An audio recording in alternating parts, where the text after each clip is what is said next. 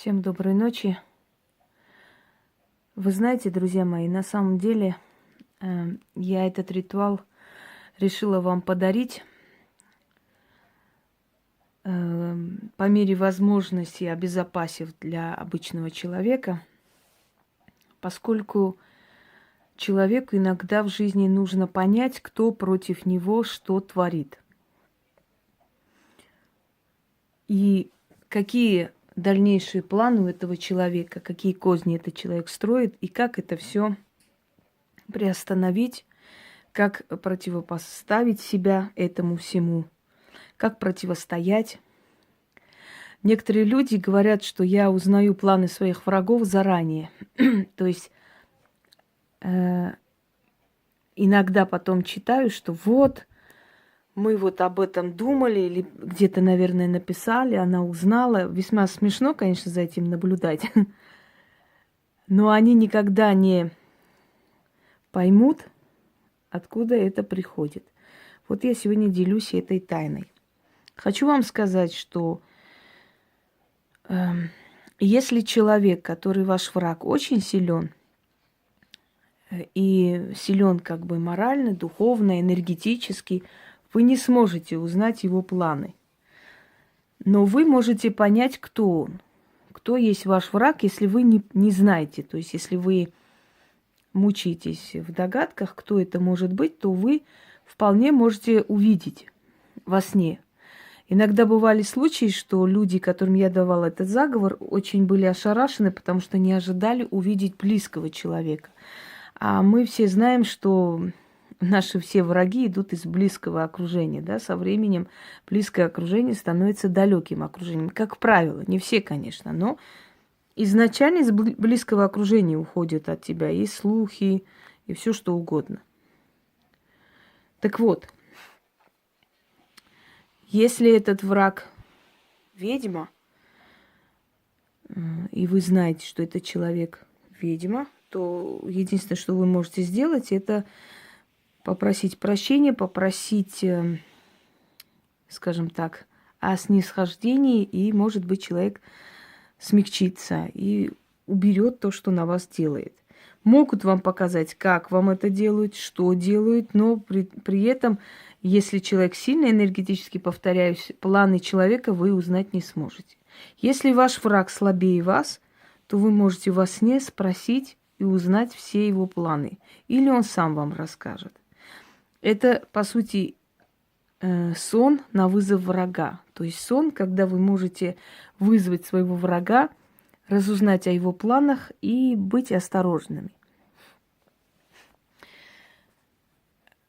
Я помню, что как-то я говорила человеку, как провести, человек провел, и говорит: вы знаете, я вот ничего не могу понять, вот как бы наш главный бухгалтер мне приснился, и она вроде хорошая женщина, очень приятная, и она говорила: берегись бумаг.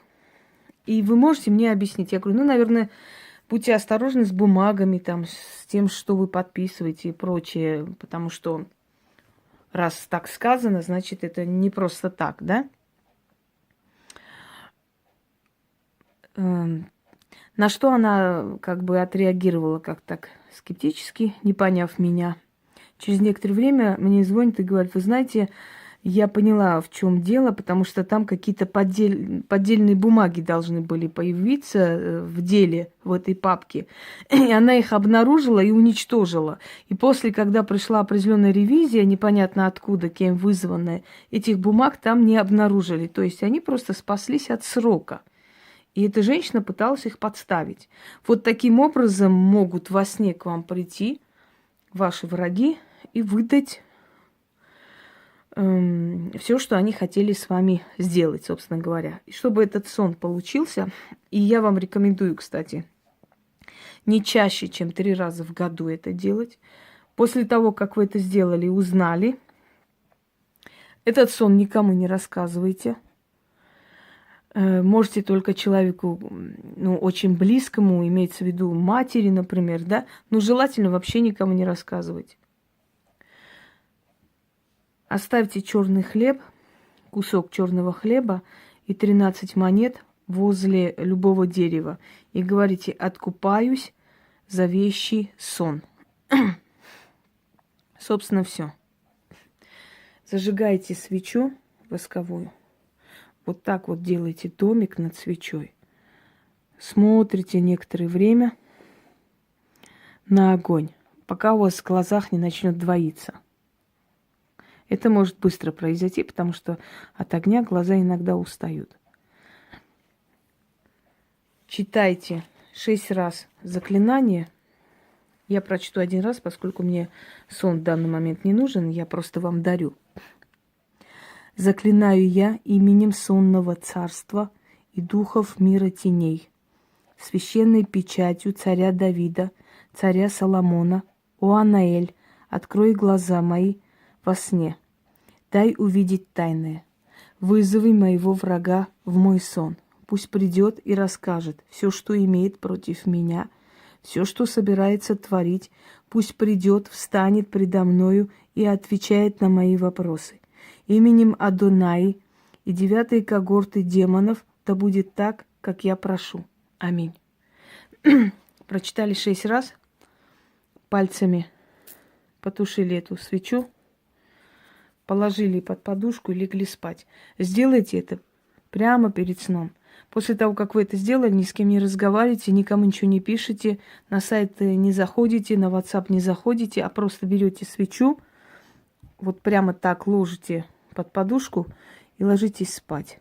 На следующий день, когда сон уже увиден, вы уже поняли, кто что хочет против вас и так далее, зажгите эту свечу, пускай она догорает. И просто можете выкинуть, это не имеет никакого значения. Главное, чтобы она догорела.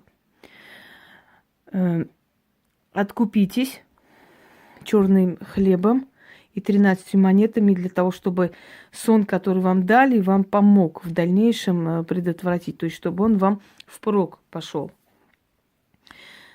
Сделайте это не чаще 3 раз. Ну, в экстремальных случаях можно 6 раз в году, но лучше 3 раза, потому что если 6 раз, они возьмут определенным здоровьем.